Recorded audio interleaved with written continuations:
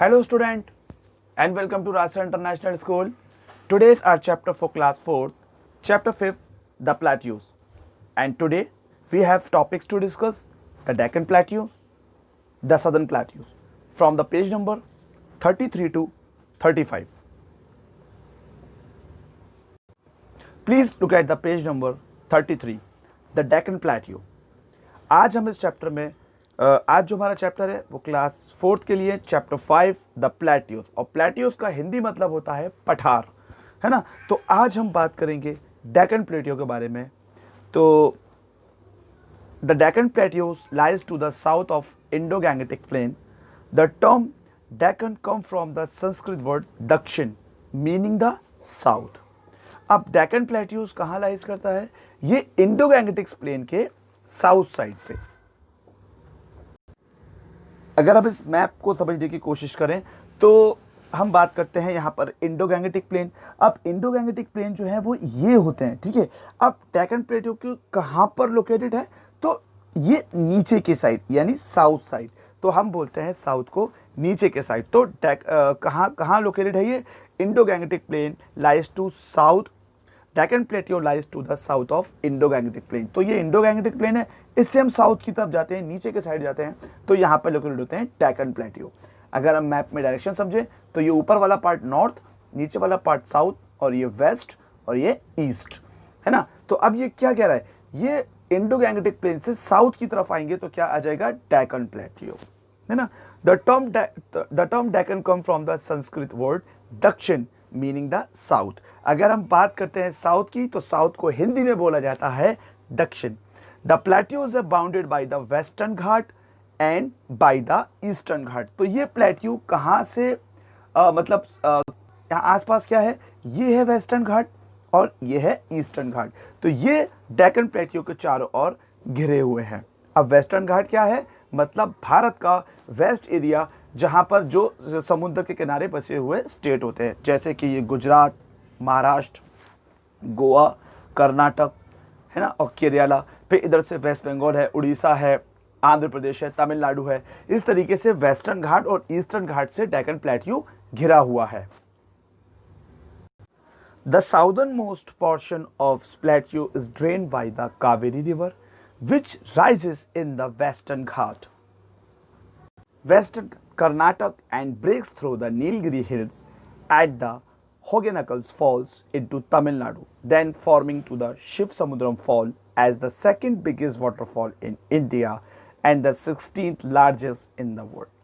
अगर हम बात करते हैं डेक्कन प्लेट्यू की तो साउदर्न मोस्ट पोर्शन जो है वो प्लेट्यू में वहाँ कौन सी रिवर ड्रेन करती है? वहाँ रिवर ड्रेन करती है कावेरी रिवर। यानी ये डेक्कन प्लेट्यू का पार्ट है। और हम इसके नीचे के साइड आते हैं तो डेक्कन प्लेट्यू में कौन सी रिवर बहती है? कावेरी रिवर बहती है, और विच राइज इन द वेस्टर्न घाट। और ये कहाँ से निकलती है? वेस्टर्न घाट से निकलती है। ये वेस्ट हो गया और ये ईस्टर्न घाट हो गया। मैंने आपको स्टूडेंट पहले भी समझाया है, ऐसी स्टेट जो समुद्र के किनारे बसे हुए होते हैं उसको बोलते हैं कोस्टल एरिया। तो इंडिया में दो कोस्टल एरिया हैं, एक वेस्टर्न कोस्टल प्लेन और एक ईस्टर्न कोस्टल प्लेन। यानी इंडिया में वेस्ट साइड पर ऐसे स्टेट जो समुद्र के किनारे हैं और इंडिया में ईस्ट साइड पे ऐसे स्टेट जो समुद्र के किनारे बसे हुए हैं। तो हमने अभी क्या समझा? हमने डेक्कन प्लेट्यू के बारे में इतना समझा कि डेक्कन प्लेट्यू से नीचे के साइड पर अगर हम आते हैं, साउथ की तरफ आते हैं, तो कावेरी नदी होती है। और कावेरी नदी कहाँ से राइज करती है? वेस्टर्न कोस्टल प्लेन से। और जब हम यहाँ आते हैं तो यहाँ हमें देखने को मिलते हैं नीलगिरी हिल्स और होगेनकल फॉल्स इन तमिलनाडु। और हम तमिलनाडु में जब हम आते हैं तो हमें यहाँ कौन सा फॉल्स मिलता है? हमें मिलता है होगेनकल फॉल्स।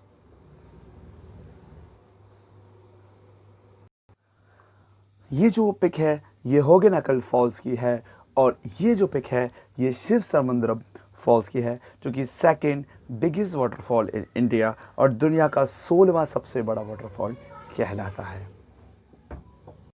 और the two main river which do not flow into the bay of Bengal are Narmada and Tapi. अब यहाँ पे जो बे ऑफ बंगाल में वहाँ पर ये दो नदियाँ नहीं बहती हैं, नर्मदा और तापी। नर्मदा तापी बे ऑफ बंगाल में नहीं गिरती हैं। The Deccan plateau is made up of black lava. जो डेक्कन प्लेट्यू है वो किससे बना होता है? ब्लैक लावा से बना होता है। अब हम बात करते हैं जो हमारा नेक्स्ट टॉपिक है सदर्न प्लेट्यू। लेकिन सदर्न प्लेट्यू से समझने से पहले हम डेक्कन प्लेट्यू के थोड़ी सी इंपॉर्टेंस समझेंगे। Deccan plateau it is very fertile soil. Deccan plateau की जो सॉइल्स है वो काफ़ी फर्टाइल है। This soil is ideal for cotton crop, और यहाँ पे कपड़ा उगाने के लिए, कॉटन उगाने के लिए बहुत इंपॉर्टेंट सॉइल्स होती है। In fact the Deccan plateau is the famous for cotton cultivation. और जितना भी डेक्कन प्लेट्यू है ये किस लिए मशहूर है? क्योंकि यहाँ पर सबसे ज़्यादा कॉटन की पैदावार होती है। The next topic is the southern plateaus. The region extends from the river Krishna to the far south, and the eastern and the western Ghat meet at the Nilgiri Hills, which are the highest in the south. India, further south, the Cardamom Hills, Palghat Gap lies between the Nilgiri Hills and the Cardamom Hills. अब हम बात करते हैं southern plateaus की। अब देखिए southern plateaus क्या होता है, ये कहाँ से कहाँ तक था? रिवर कृष्णा से लेकर और river Krishna to far south. मतलब इसका जो एरिया है, अगर हम शुरू करते हैं सदर्न प्लेट्यूज का, तो ये देखिए अब यहाँ से कृष्णा रिवर से स्टार्ट होता है ये, और ये पूरा ये इस तरीके से साउदर्न इंडिया तक पूरा ये एरिया संभालता है। तो कृष्णा रिवर से ये स्टार्ट होता है, Krishna river to far south, मतलब पूरे कृष्णा रिवर को कवर करता हुआ पूरे फार साउथ तक का एरिया जो कहलाता है, ये कहलाता है सदर्न प्लेट्यू। अब यहाँ पर कुछ एक हिल हैं, जैसे कि अब जैसे इसमें देखा जाए कि the farther south the cardamom hills and the Palghat lies between the Nilgiri and the cardamom hills. तो अगर हम नीलगिरी हिल्स की लोकेशंस को देखते हैं कि वो कहाँ पर है, तो नीलगिरी हिल ये साइड पर पड़ेंगे। ठीक है। The river have form deep valleys in this reason.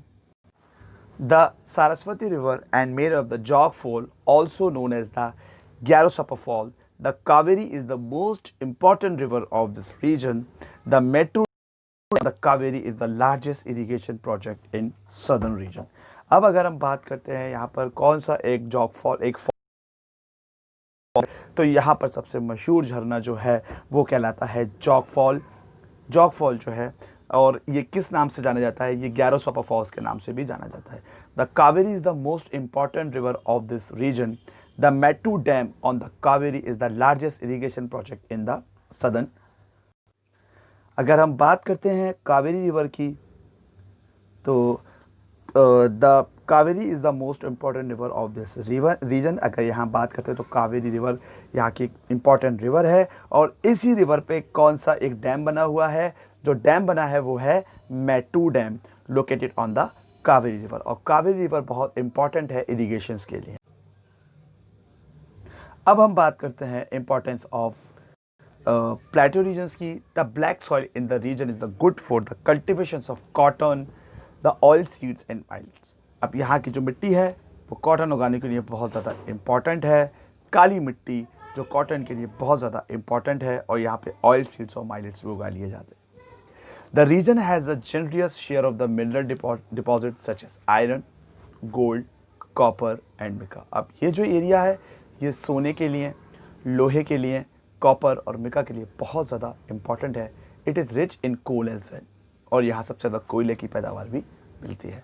This has resulted in the setting up the many industries in this region. और यही वजह है कि इस एरिया के अंदर बहुत सारे एरिए, और यही वजह है कि इस एरिया के अंदर बहुत सारी इंडस्ट्री सबका काम सेटअप करती हैं, क्योंकि यहाँ पे आयरन, गोल्ड, कॉपर और मिका मिलता है।